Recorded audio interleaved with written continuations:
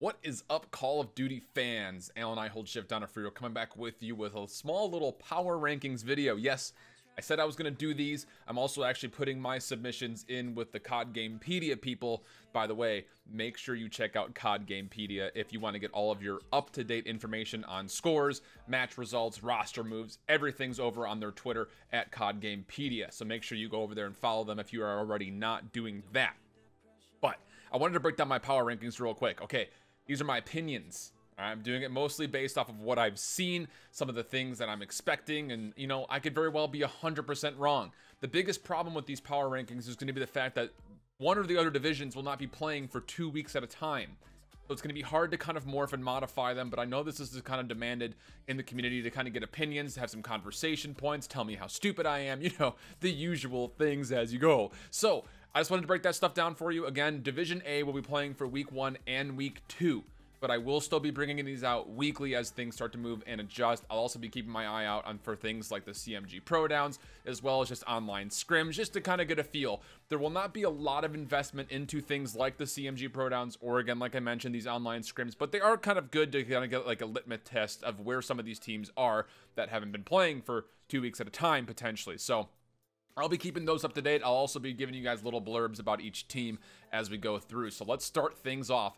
Enjoy the graphics. I'm so happy about these. Very bottom, number 16 coming in for me.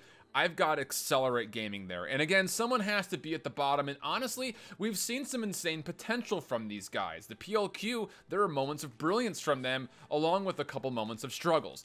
I think at the end of the day, though, it's just kind of hard to argue that the experience of this team is just some of the lowest when you look at it on paper in the CWL. I think that they're probably going to struggle a little bit early as they try to get their head and on their shoulders to make sure they're actually competing at the level they need to on a consistent basis. So unfortunately, they'll be number 16. Number 15. Lol, I know. 100 Thieves. Here's the thing, okay? Hear me out before you start to rant on me. They have no SMG gameplay. At least they didn't have any SMG gameplay. Kenny is an absolute wreck right now, but the good news is that the AR line is probably one of the strongest in the CWL between Octane and Slasher. The biggest thing for me, it just comes down to, can Priesta actually carry the SMG line? Because Enable has been relatively weak. Kenny is essentially just dead weight at this point by the looks of it based on previous scrims. He is getting a little bit more in tune with the Maddox, but again, like with Nadeshot's tweet about him running an aggressive Maddox, I just don't see that working out against teams that actually know what they're doing. So there's that. Number 14, one of our newest organizations, Denial Esports for me. Je crois français. I believe, my dudes. I believe in this team, and I actually want, like my heart wants to put this team higher, but eventually my mind and my brain will lock me down and say, well, they still have a lot to prove, which is why I have them at the 14 spot. But again, I think this team is very solid from start to finish, from front to back, AR line to SMG. I think they have a lot of potential. Just comes down to, will they adapt and grow at the same rate as the other teams with more experience? That's always the question when it comes down to things like this. Red Reserve will be in my 13th spot, which seems low, but my biggest thing, if you were to compare them to any kind of a literary synonym, I would say that they are the Jekyll and Hyde of the CWL at the moment. Sometimes they're crazy good, other times they're absolute madness when it comes down to what they're doing. They look completely lost. It just seems like some players show up, some don't. Sometimes they all don't show up, sometimes they all do show up. So for Red Reserve, I just need to see consistency, and they'll be a little bit higher up on my list. But I would say as you look back at their history from Vegas all the way through the PLQ, they have been, I would say, disappointing is the word that I would use to describe them. How about in number 12? A little bit of drama surrounding number 12, Team UYU. Actually, a little bit is an understatement. There was an intense drama surrounding this team. But here's the big thing about it. Yes, you feel bad for Spoofs, but methods, does he make this team better? Absolutely, he does. But are they on the same page yet? Hard to say. Time will 100% tell. You go up to number 11, Reciprocity. Honestly, this team is very 50-50, kind of like a coin flip. I won't say nearly as polarized as Red Reserve is, but they are kind of here and there. It's hard to tell if they're a top 8 team or a bottom 4 team. It just kind of seems like it depends on the day, and if they decided to show up. You cite some days like the 0-3 loss to Team Divine, and you say, what the heck happened? Those types of moments need to be eliminated for me to be more convinced in Reciprocity. Up in the 10 spot, Gen G. Yes, they had a narrow escape from pool play and PLQ, and that was an absolute yikes for me. But the roll through the playoff bracket was absolutely insane to watch. 3 1s and 3 0s. They fully established my faith, in, at least somewhat, in this team. I still think they could be a top 6 team, top 8 team maybe, but it just comes down to will they actually play consistently. That was the biggest kind of differentiating factor between Vegas and the PLQs. So for me at the moment, it's going to be sitting at the 9 or the 10 spot. As you go to number 9, another team that I'm not fully convinced in, but I do have a little bit more faith in, that's Evil Geniuses. Yes, they had a great Vegas on Friday specifically, and then they followed it up with a pretty solid PLQ, but there are still moments when you watch them play where they get away with a lot of mistakes. And that's my biggest thing is, can they clean up those mistakes? Can they get more solid all the way through on their specialists usage, as well as how they use these odd man situations? Because there are some moments where it's like, Evil Geniuses, you could have steamrolled here, but you just didn't, or you should have won here, but you just didn't.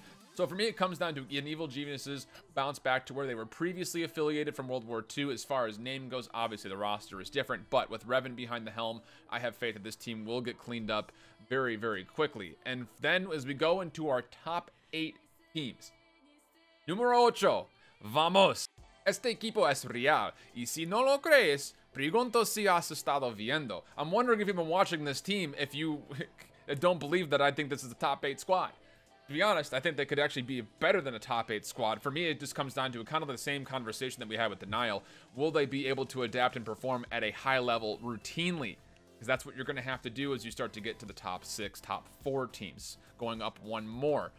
Midnight Esports up here. And again, of course, a little bit of drama with what this team was doing organizationally, but it was a 6-0 at PLQ. But before you walk away with that stat line alone, those wins didn't come out with some concern, having 5-game sets versus XLG in overtime, who admittedly were playing well at the time. But part of my thought process was that this is kind of a Cinderella run for Midnight. I think they had the potential to perform at that level, obviously, but it comes down to will they make that a regular occurrence, or will it just be kind of the one-trick weekend and then they kind of fall off from there, especially as you take a look as we get into the top 6.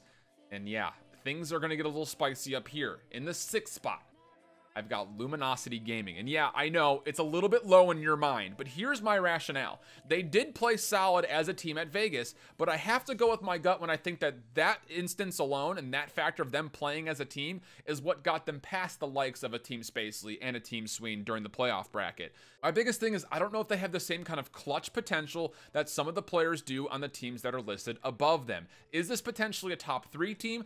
Absolutely, but have we seen it really out of them yet?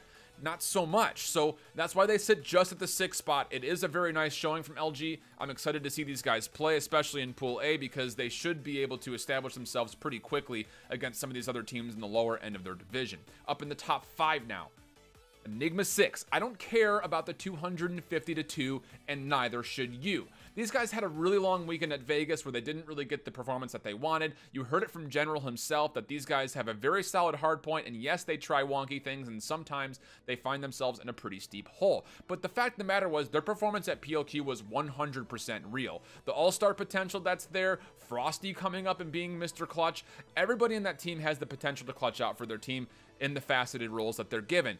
I feel really good about this team, and you absolutely should too, regardless of a 250-2 against UIU. Those things don't matter nearly as much as the consistency that you saw them perform at on LAN.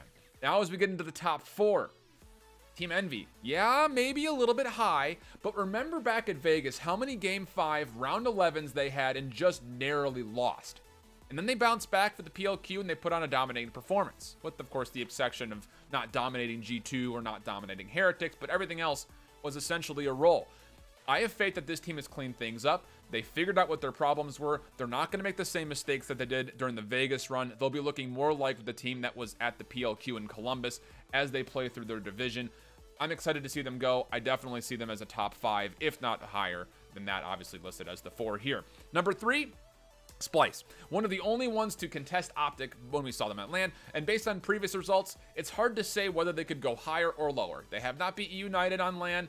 They really have not had much trouble with teams like Envy or Luminosity before, so you would think they fit in that really solid middle ground right at number 3. I'm excited to see these guys play again. Unfortunately, it'll be a while before we actually get a chance to, so we'll have to keep an eye on what they look like in scrims and, of course, throughout any other online tourneys.